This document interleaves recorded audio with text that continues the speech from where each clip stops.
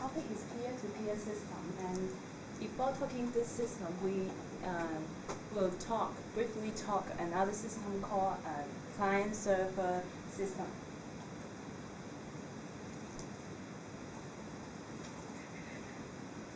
And it is an overview, so we'll restart this.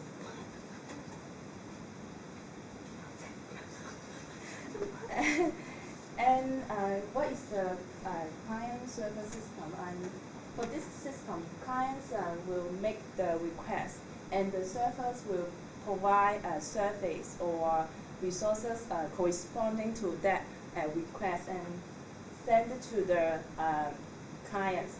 The clients can be one or can be many.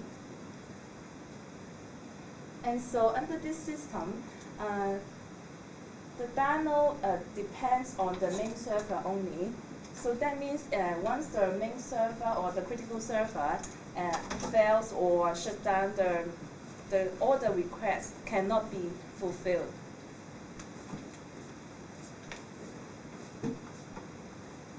Because there are few servers but many clients, so if many requests are making at the same time, the server will be overloaded. And also the server storage and bandwidth are expensive. And so at a later time, peer-to-peer system was invented. And we always call peer-to-peer system as P2P.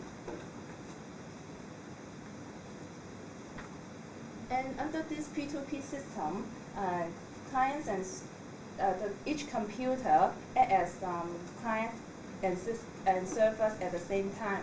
So that means the download no longer depends on the server only. And this system is more dynamic.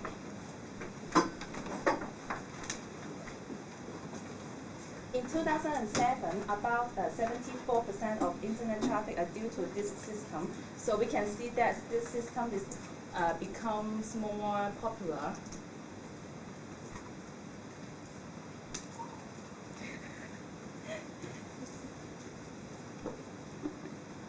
And what is P2P system? P2P system is actually a distributed collection of peer nodes, and a node is a computer. Actually, it's a computer acting as server and client at the same time.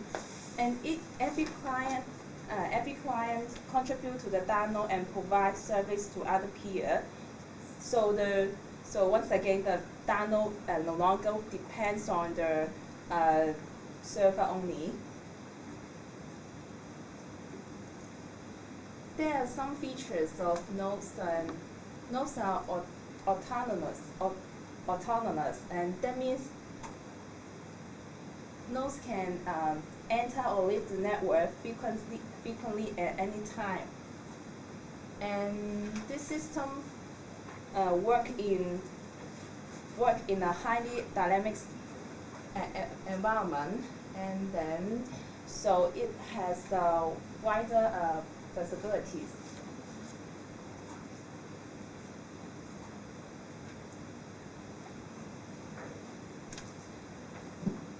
Next, I will talk about the topology of networking. And this is the arrangement or mapping of nodes of a network. And talking about the interconnections between different nodes. And there are 4 typical types of P2P topology.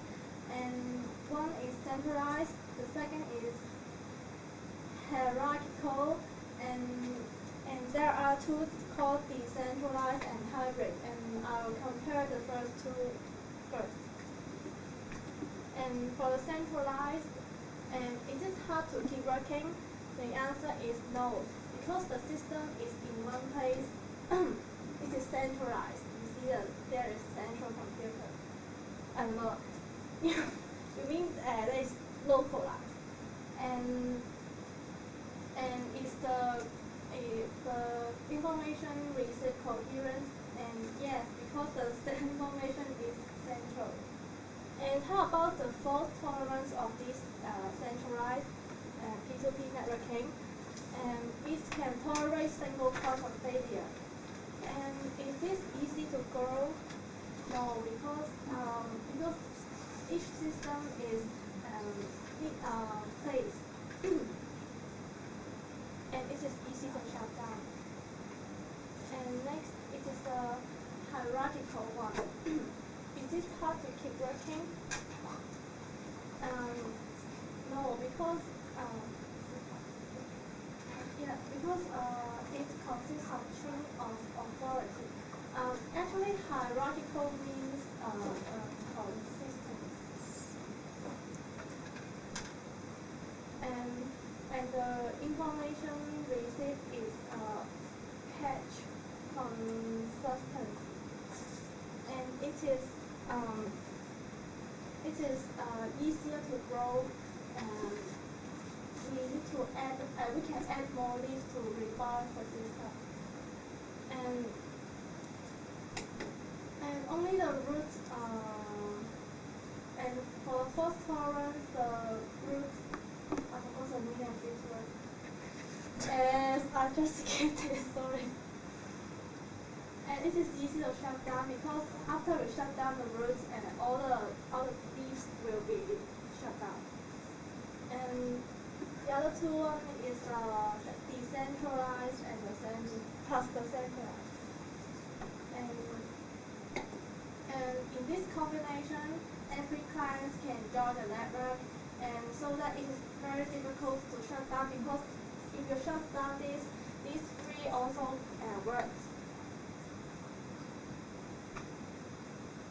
So how is this different from the client server?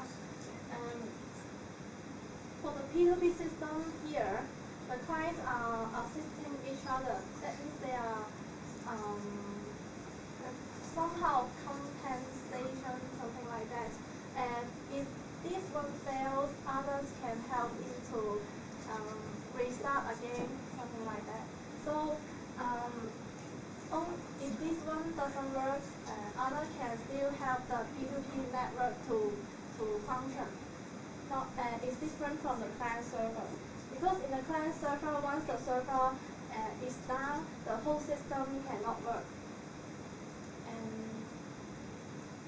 P2P system has several advantages.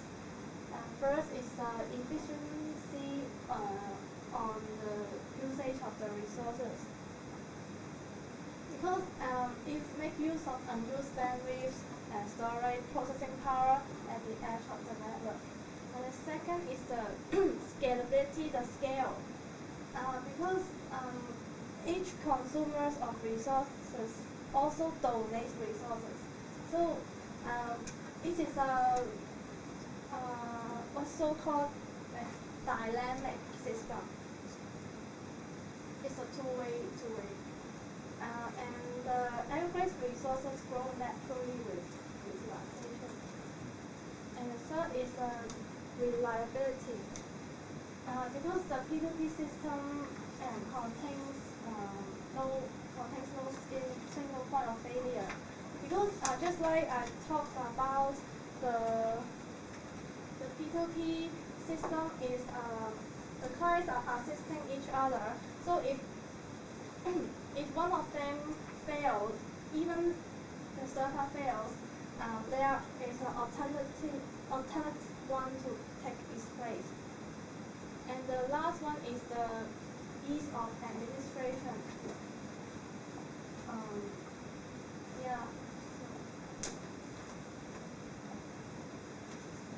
The P2P system is not totally a new system because these ideas has already been used by other systems, including web servers, cell phones, and redundant servers.